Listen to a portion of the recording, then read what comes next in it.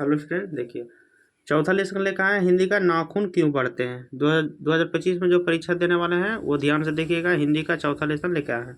नया स्टूडेंट है जो चैनल को सब्सक्राइब जरूर कीजिएगा। इस यूट्यूब चैनल पर सभी विषयों की तैयारी कराई जा रही है 2025 में सफलता के लिए। देखिए पहला क्वेश्चन है, नाखूनों का बढ़ना किसका प्रमाण है। नाखूनों का बढ़ना किसका प्रमाण होता है, तो आपको पढ़े होंगे तो पता होगा। 1 के हो जाएगा डी, पांचवी वृत्ति और संघर्ष चेतना का, और संघर्ष चेतना नाखून का प्रतीक है। ठीक है। दूसरा क्वेश्चन है, पुनर्भवा शीर्षक उपन्यास किसकी रचना। पुनर्भवा शीर्षक उपन्यास किसकी रचना है, डू के हजारी प्रसाद द्विवेदी। या फिर नाखून क्यों बढ़ते इसकी रचना कौन है, हजारी प्रसाद द्विवेदी, इनका रचना है। तीसरा देखिए, नाखून क्यों बढ़ते हैं शीर्षक पाठ साहित्य की कौन सी विद्या है।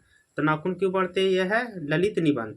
जिसको आंसर पता होगा वो कमेंट में जरूर दीजिएगा, हम मिलावेंगे कितना किसका सही हो रहा है। ठीक है। चौथा देखिए, चौथा क्वेश्चन है, गौड़ देश के लोग क्या पसंद करते हैं। तो बड़े बड़े नख क्या पसंद करते हैं, बड़े बड़े नख पसंद करते हैं गौड़ देश के। ठीक है। चौथा का डी हो जाएगा। पांचवा, नाखूनों का बढ़ना मनुष्य की किस वृत्ति का परिणाम है। नाखूनों का बढ़ना मनुष्य के किस वृत्ति का परिणाम है, तो आपको पता है कि पांचवी वृत्ति का परिणाम है। ठीक है। छठा क्वेश्चन देखते हैं। छठा क्वेश्चन है आपको, लेखक हजारी प्रसाद द्विवेदी ने दयनीय जीव किसे कहा है। दयनीय जीव किसे कहा है, तो आपको पता होना चाहिए अल्पज्ञ पिता को। अल्पज्ञ पिता को इसको दयनीय जीव कहा है।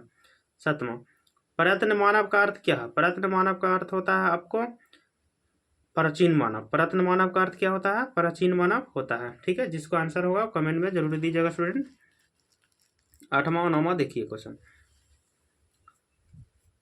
आठवां, नाखून का इतिहास किस पुस्तक में मिलता है। तो नाखून का इतिहास पुस्तक में मिलता है आपको कामसूत्र में। किसको मिलता है, कामसूत्र में। नौवां देखिए, हजारी प्रसाद द्विवेदी ने डीएलएड की उपाधि किस विश्वविद्यालय से प्राप्त किया था। तो नौवां को हो जाएगा बी, लखनऊ विश्वविद्यालय से ये हजारी प्रसाद द्विवेदी डीएड की उपाधि प्राप्त किया था। नौवां के बाद दसवां क्वेश्चन की ओर चलते हैं। 10वां क्वेश्चन देखिए,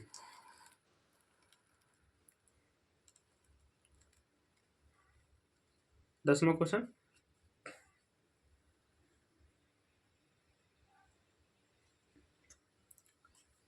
देखिए, कहानी में चंद्रकार, त्रिकोण और दंतुन वक्राकार आकृतियों का संबंध किस अंग से है। किस अंग से है, तो आपको पता होना चाहिए। 10 के होगा ए, नख से। ठीक है। अलक्तक का अर्थ क्या होता है। अलक्तक का होता है आपको 11 के बी, आलता। अलक्तक का क्या होता है, आलता होता है। ठीक है। 11 हो गया। 12 के देखिए, 12 का, द्विवेदी जी को साहित्य अकादमी पुरस्कार किस रचना पर मिला था। 12 का हो जाएगा आलोक पर्व पर ये मिले थे इनको। 13 का देखिए, प्राचीन मानव का प्रमुख शस्त्र क्या थे, तो ये नाखून थे। अस्त्र इनके हथियार के रूप में उपयोग करते थे। 14 क्वेश्चन देखिए, 14 क्वेश्चन है, नाखूनों का बढ़ना किसका परिणाम है। नाखूनों का बढ़ना होता है मनुष्य की अंधजात वृत्ति का नाखून का बढ़ना परिणाम है। 14 के बी हो जाएगा। 15वां क्वेश्चन देखिए, सब पुराने अच्छे नहीं होते हैं और न सब नए खराब नहीं होते, ऐसा किसने कहा था। तो आपको पता है ये कालिदास ने कहा था। 15 के बी हो जाएगा, कालिदास ने ऐसा कहा था।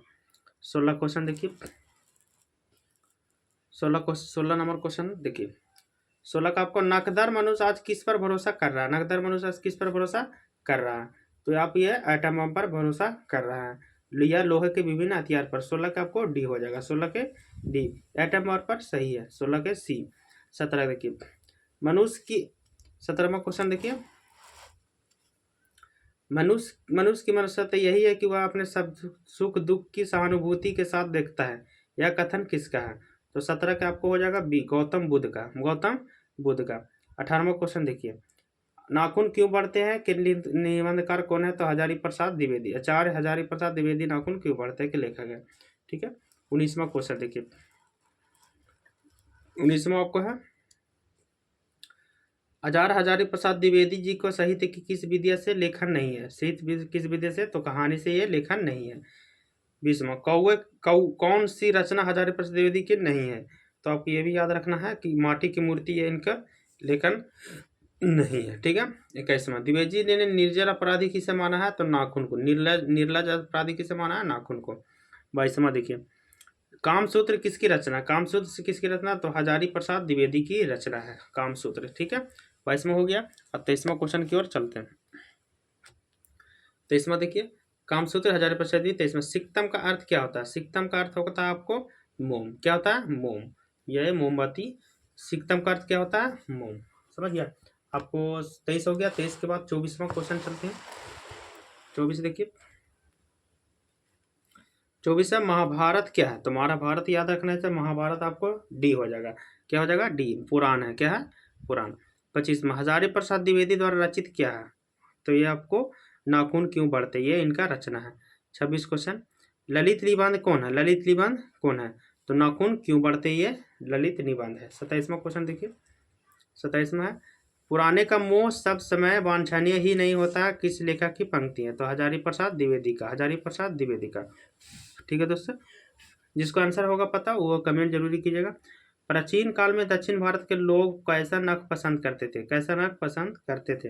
तो आपको हो जाएगा छोटे छोटे। कैसा नख पसंद करते थे? छोटे छोटे। अगला क्वेश्चन देखिए। दधीची की हड्डी से क्या बनता है? तो इंद्र का ब्रज। 29 के सी हो जाएगा। दधीची की हड्डी से क्या बनता है? इंद्र का ब्रज। 30वां देखिए। आलोक पर्व शीर्षक निबंध संग्रह किसकी रचना है? तो ये हो जाएगा ए हजारीप्रसाद द्विवेदी के। हजारीप्रसाद द्विवेदी के। 31 क्वेश्चन देखिए। हजारीप्रसाद द्विवेदी का जन्म कब हुआ था? तो 31 के आपको हो जाएगा बी 1907 में ईस्वी में हुआ था। हजारीप्रसाद द्विवेदी का जन्म कब हुआ था? 1907 में। ठीक है, आगे देखिए। 32वां क्वेश्चन हो गया। 32वां देखिए। हजारीप्रसाद द्विवेदी का जन्म कहाँ हुआ था? कहाँ हुआ था? 32 का आपको हो जाएगा बलिया उत्तर प्रदेश। बलिया उत्तर प्रदेश, यानी 32 के सी हो जाएगा। ठीक है, आपको देखिए। 33 कौन मनुष्य का आदर्श नहीं बन सकता? तो बंदरिया। कौन नहीं बन सकता? बंदरिया नहीं बन सकता। 34 देखिए। देवताओं का राजा किसे कहा जाता है? तो इंद्र को। देवताओं का राजा किसे कहा जाता है? इंद्र को कहा जाता है। 35वां क्वेश्चन देखिए। नख किसका प्रतीक है? नख मतलब नाखून किसका नाखून किसका प्रतीक? पशुता का। किसका है? पशुता का है, और यही है। 36 देखिए। पृथ्वीराज रासव किसका संपादन है? पृथ्वीराज किसका लेखन है? तो आपको हजारीप्रसाद द्विवेदी का लेखन है। ठीक है, 37वां क्वेश्चन देखिए। 37 क्वेश्चन है हजारीप्रसाद द्विवेदी को कब पद्म भूषण की उपाधि से सम्मानित किया गया था? 37 का हो जाएगा आपको बी 1957 को इसको उपाधि धारण किया गया था। 38 से 39 क्वेश्चन देखिए। अशोक के फूल किसकी रचना है? ये हमेशा एग्जाम में आते हैं। अशोक के फूल की किसकी रचना है? तो 38 के आपको हो जाएगा सी हजारीप्रसाद द्विवेदी के अशोक के फूल की रचना है। 39 क्वेश्चन देखिए। लेखक के अनुसार मनुष्य के नाखून किसके जीवंत प्रतीक है? नाखून जो है किसके प्रतीक है?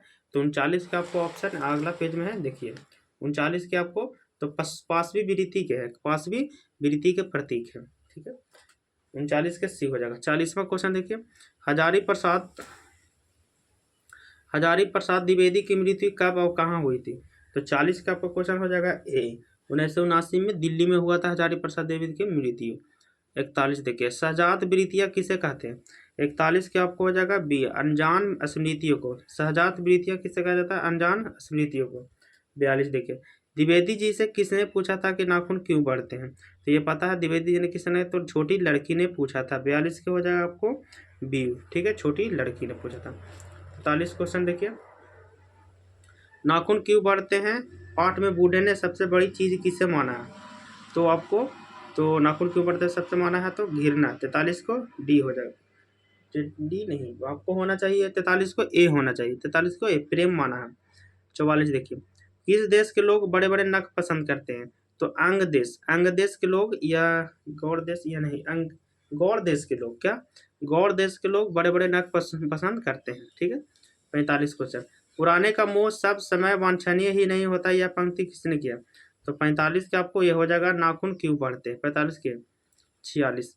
अनामदास का पोथा उपन्यास किसकी लिखा है? तो हजारीप्रसाद द्विवेदी का ही लेखन है। 47 क्वेश्चन देखिए। कौन नाखून को जिलाया जा रहा है? जिलाया जा रहा है मतलब उसको रखे हुए और बढ़ाया जा रहा है। तो 47 के ए मनुष्य ही उसको, सॉरी मनुष्य नहीं, प्रकृति जिलाया जा रहा है। किसी का? प्रकृति जिलाया जा रहा है। 48वां क्वेश्चन देखिए। अनामदास का पोथा के साहित्य की किस विद्या की रचना है? तो 48 के हो जाएगा आपको बी उपन्यास है। अनामदास का पोथा क्या है? उपन्यास। 49 देखिए। असुरों के पास नहीं था क्या? तो असुरों के पास नहीं था तो लोहे के अस्त्र नहीं थे। ठीक है, 51 देखिए, सॉरी 50 देखिए। कालिदास की ललित योजना किसकी रचना है? कालिदास की लिखी किस हजारी प्रसाद द्विवेदी की रचना है। 51 गौतम बुद्ध ने कहा था कि मनुष्य की मनुष्यता है कब तक है, तो आपको सभी के दुख सुख को सहानुभूति के साथ देखना, यही मनुष्य की मनुष्यता है, सबके सुख दुख को देखना। 52 नंबर क्वेश्चन देखिए, 52 और 53। नकदर मनुष्य अब क्या लेकर आगे की ओर चल रहा है, क्या लेकर आगे की ओर चल रहा है, तो आपको पता है कि 52 क्या हो जाएगा आपको बी, एटम बम लेकर आप नकदर मनुष्य चल रहा है। ठीक है। 53 देखिए, मनुष्य किसको नहीं बढ़ने देगा, मनुष्य किसको नहीं बढ़ने देगा, 53 के बी, नाखून को बढ़ने नहीं देगा। ठीक है। चैनल को सब्सक्राइब जरूर कीजिएगा, वीडियो अच्छा लगे तो कमेंट भी जरूर कीजिएगा।